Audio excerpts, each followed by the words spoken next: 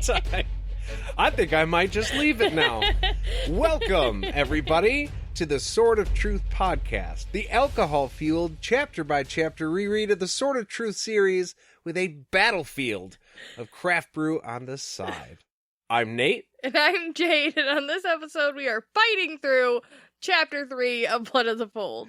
It doesn't sound like you're fighting, though. You seem pretty laughy right now. What's going on?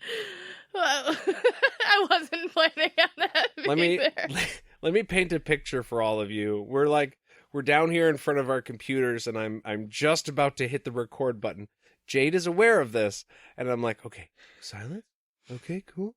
We're going to hit the button. And then the first thing she does was that sound you heard. Throws me off every time.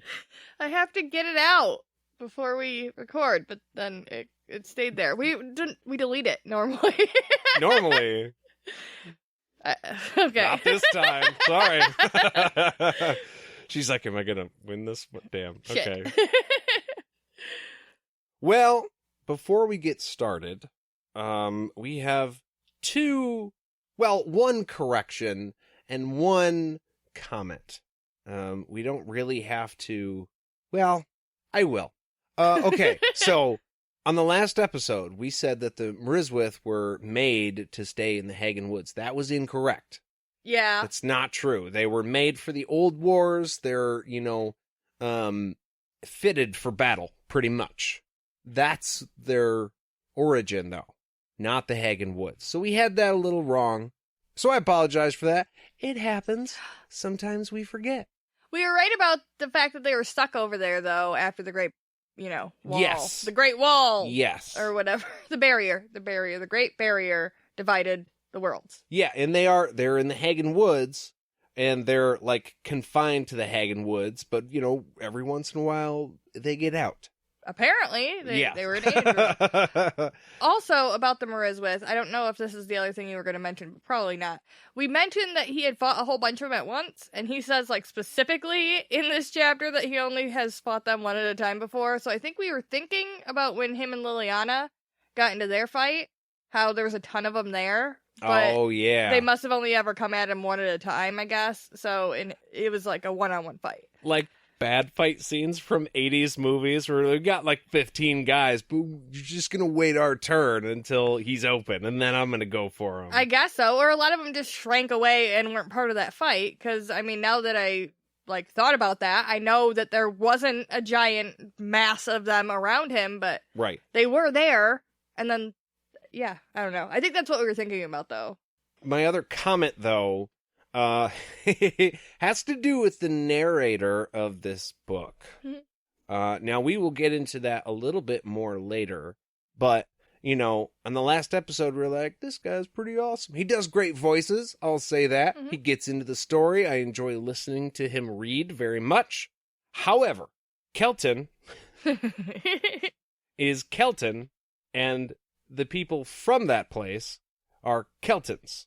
And they shit on things. Absolutely right, they do. But what this man has chosen to say is Keltans. Keltans. And I could see if there was an A in Kelton. Yeah. Or in the word Keltons. But there's not. It seems like he was trying to make it more exotic sounding than Kelton does. But, obviously, he just hasn't been listening to the podcast, because we have established the pronunciation for most of these words, so. You told me about it. You're like, hey, he says Kelton's kind of rough. And then I was listening to it today, and I was just like, wow. Why? It's almost changing the name of something. I get there's different ways to say Jagang, and there's different ways to say Kaylin.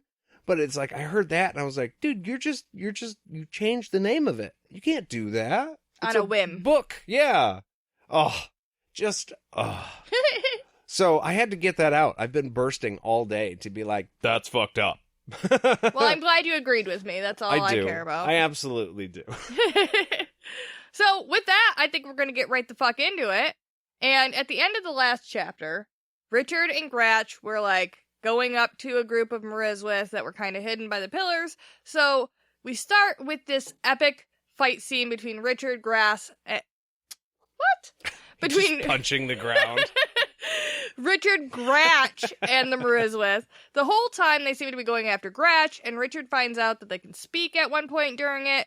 Richard, towards the end, grabs one of them, pops its arm bone out, real gross like, stabs its chest, and it turns fucking green, like a gross, sick green, because it's like, because that's how he's feeling on the inside. Yeah, like, I thought it was super interesting that it wasn't just, because a lot of times it just goes to like the background, but right. It reacted, yeah. I mean, they make a comparison in here at one point to like chameleons and geckos and shit, and that made me think of that. Like, yeah, they say it's kind of like, and I think he's explaining this to Mistress Sanderholt later. He's like, it's kind of like how, lizards change their color. And I was like, it's not, though. No. Really. It's much better than that. Yeah. I'll say what it could be like is, what's the fish we saw? Cuttlefish. Cuttlefish, yeah. Except if it was doing a specific pattern behind it, because those just kind of change colors. But yeah, not quite the same. But the general idea. It gets you where you need to go. That's how it works. It put me in a very, 90s cartoon vibe, though, with when it turned green when he got stabbed. Because I was like, that's something that would happen to, a chameleon or some shit in a kid's cartoon. In a cartoon, right. Or fucking, I know what I'm thinking of. Monsters, Inc. When Randall gets hurt, he turns, white. Oh, yeah. The whole color change. Yes. So, yeah, okay. Anyways.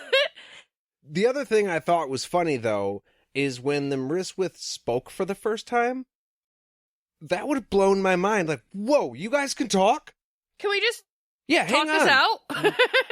Why are you here attacking me right now? Yeah. We could just talk this out now. We don't have to fight. What's going on, buddy? You guys want a beer or some soup or something? I mean, you tried to kill me a few times. Somebody's got to have to answer for that. But, once we get past that, hey, why are you trying to kill me? You eat our babies. No, actually, I don't do that. See, now you don't have to kill me. Cool, great. So, yeah, I just thought that was funny. Okay, so then he ends up asking, though, that one Mriswith that he turned green, who sent them, and after a little bit of encouragement, we should say, it tells him it was the Dreamwalker. He tries to get some more info out of it, but all it says is green eyes. And out of nowhere, fucking Gratch, with his green eyes, grabs Mriswith, tears its fucking throat out with his teeth, and then he comes after Richard with a crazed look in his eye. And Richard is like, whoa, buddy, it's me. Calm the fuck down. And eventually, Gretch does blink and, come out of it. He's like, ah! Gretch loves Richard! And they hug. But it's intense. Yeah. I mean, for one, okay, we were talking about in the last episode that Mistress Sanderholt was like, are you sure he's cool? And Richard's like, yeah, he's my buddy. He almost tried to kill me just there. No big deal. But yeah, he's my friend. And second, Gratch, I was trying to get information out of this guy. Maybe he was in a what's it called? With the oh gosh, I can't think of it. When you start to kill and you just go, oh, like a blackout rage type thing. Yeah, kind of. Yeah, I'm sure that they're. Yeah, I thought it was something it's not bloodthirsty, but I thought that's what it was. You can't stop yourself. You're in a frenzy. I'm thinking of blood rage now, but that's not the same. Also, thing nothing. Yeah, like a frenzy, but at the same time, at least he recognized Richard. Yeah, eventually. Whoa, that's got to be a little bit of a wake up call for Richard. It happened once, and it was. He did say I was just reassuring fucking Mistress Sanderholt, but I'm not really sure, and it does worry him a little bit the way that he fucking snapped. He's his happy-go-lucky fucking Gar friend, and then he snapped and turned on him like that. And then he realizes that Gratch might look at him the same fucking way, because he's always so cool, and then in the middle of something intense, Richard is not Richard anymore all of a sudden. That's when he was going through that in the chapter, and I'm like, who does that remind me of? Oh yeah! You, Richard! You're an all-around nice guy. I would love to not only have a beer with you, but probably get you a couple beers if you wanted them. But at the same time, I know what you're capable of. Just like Gratch. He's very friendly and lovable. That's how he views himself. Yeah. And so he can turn around in an instant and go into attack mode. But at the same time, Jade, wouldn't you do that for your children? Oh, yeah. I mean, most people would in the like when it come down to it. Right, and I know that Richard isn't Gratch's baby, but he's protecting somebody that he loves, and so I think everybody's kind of capable of that. Yeah. Maybe they're not used to seeing it. Yeah, seeing it and then switching gears like that fast, but I mean, it's in there. It's got to be in there. But the good thing is that Richard recognizes that this is also a trait he has. It's not something that he isn't able to apply to himself. He's able to be like, oh shit, I do that too. Yeah. So it's scary. It's scary, but okay. Richard asks Gratch, though, how he knew they were there if he couldn't hear, see, or smell them. And Gratch is like, I don't fucking know, dude. I mean, he doesn't say it, obviously. Gratch can't talk, but he looks at him with the I don't fucking know, dude, look. He just senses them, just like Richard. It's same level, when except you know, maybe a little bit better because he's an animal. You know. Yeah. Yeah, and it does say that, too, that animal senses are more keen than human. Totally true. Almost daily, we watch our cat stare up at ghosts on the ceiling that aren't there. He just looks around, and I'm like, what do you see? I want to know. Well, and also just the way that, like, he can be in the fucking basement of the house, and then as soon as we, like, our alarm will go off a lot, okay? And he won't come up. But as soon as one of us is actually standing, all of a sudden you see his fucking face. He comes from, like, he heard the fucking blankets move, and is like, oh, my time is here! It's fucking wild. I don't know how he does it.